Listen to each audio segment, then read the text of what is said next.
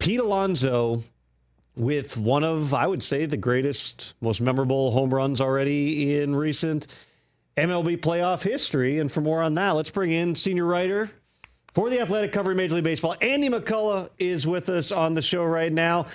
Andy, you consume, you live baseball far more than I do, since 90% of my brain is always on football right now. But take me through, in your mind, the Pete Alonso home run, the magnitude of that on that stage for the New York Mets last night.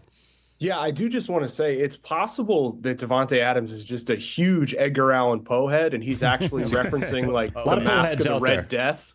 He's the Red Death, and he's going to the Chiefs. So just put that out there.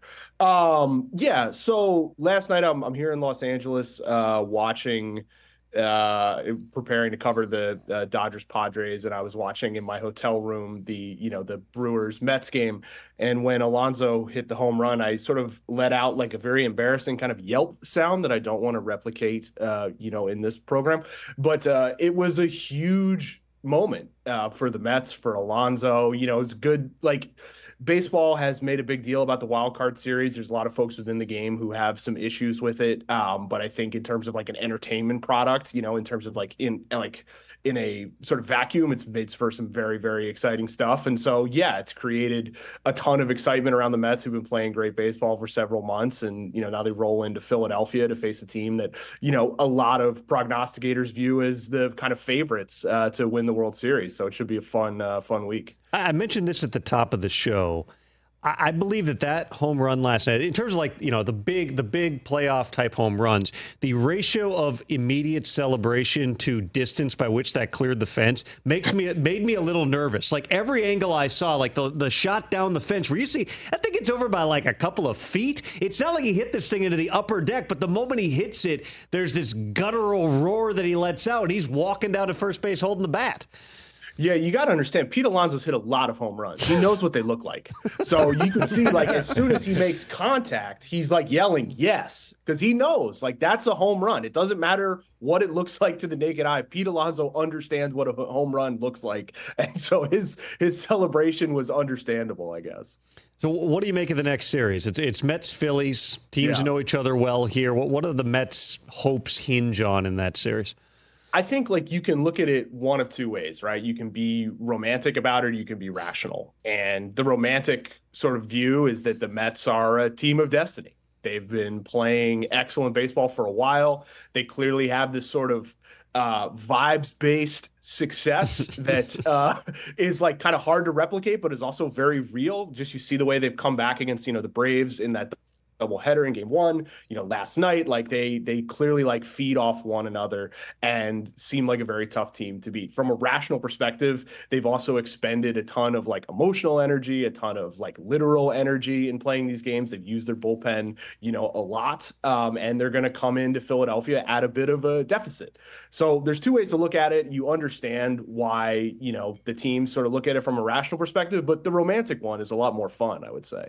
I sometimes struggle to describe how influencers make a living, like what makes them. I'm thinking vibes-based success is the best description I've ever heard for that entire coterie of people. All right, let's flip it over to the other side here. The Tigers are maybe the hottest team in all of baseball. Down the stretch here, they've certainly got their work cut out against an opponent that they know really well in Cleveland starting this weekend. Is this Tigers team equipped to continue this run, or are they eventually going to kind of run into a reality check of their own? I mean, who knows? Like, look, they are better suited to win a short series than a long series. That's for sure. Just because their pitching is like, AJ Hinch made no secret about it when he talked about what they were going to do against the Astros. Is they were going to use Tarek Skubal in game one. Skubal's a presumptive Cy Young Award winner. He's really, really good. And then they were going to do, as he called it, like pitching chaos from there. They're just going to run bullpen games and all that sort of stuff. And so logic would dictate that they're going to run out at some point, both in terms of just, their relief arms getting overutilized, and then also the fact that their offense is not exactly, the 27 Yankees. I think they were 29th in the majors in on-base percentage this year. They don't have a player who hit more than 25 home runs. They don't really have offensive stars. At the same time, though, like you start playing baseball and weird things can happen. And they are also having, I would say, vibes-based success. And so, in a short series, a lot of things can go bounce their way, I would say. So, we look at that playoff bracket again. I'm sure we can show it. All I can't get past here is the fact that, yes, there's a lot of fun stories. There's the hot teams like the Tigers. There's some up-and-coming teams. I struggle to find the scenario. Listen, baseball is a weird sport. Things happen. A lot of it's matchup-based. What, if anything, though, stops us from having chalk here, and it's Dodgers-Yankees in the World Series? Well, I mean, the Dodgers got to get through San Diego, which is going to be a real challenge. I mean, the Padres are a very, very complete team. They don't have a lot of notable flaws. They have star power of their own, and Fernando Tatis Jr. and Manny Machado, like a sort of like high octane back of the bullpen that can really shorten games. And so, and the Dodgers also, they have some real issues with their pitching. They've dealt with a ton of injuries. Clayton Kershaw won't be available. They had Tyler Glasnow go down. They had a bunch of younger players get hurt. So many younger pitchers got hurt this year that they're going to have to do like an overhaul of their pitching development program, they've said this winter. And so, they have a lot of things going against them.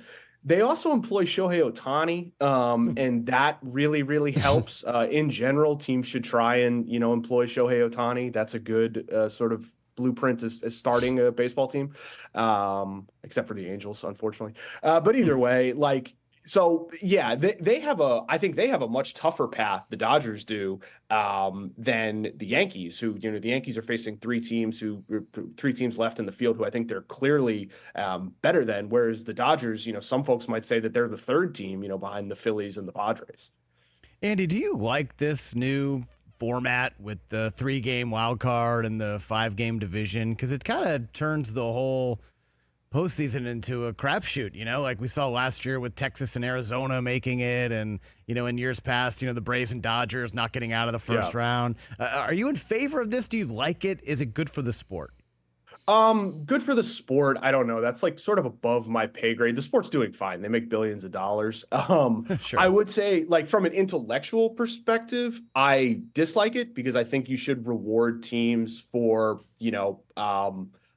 trying to win as many games as possible and not just trying to get in to the tournament, not like aiming for 87 wins because that's all you need. I think it's better in general for like competitive balance when teams are trying to win 100 games rather than 88. But at the same time, like, it's fun to watch baseball games that have meaning. It's fun to watch, elimination baseball. And so, like, I think in general, it kind of slows down the trade deadline. It makes teams a little bit less interested in spending in free agency. It allows a risk-averse injury or industry to, continue to avoid risk. But Pete Alonso's home run was pretty fun. Yeah, but it's just, it seems like the whole deal is get hot late, sneak in, and then kind of ride that momentum to the, championship series or the World Series.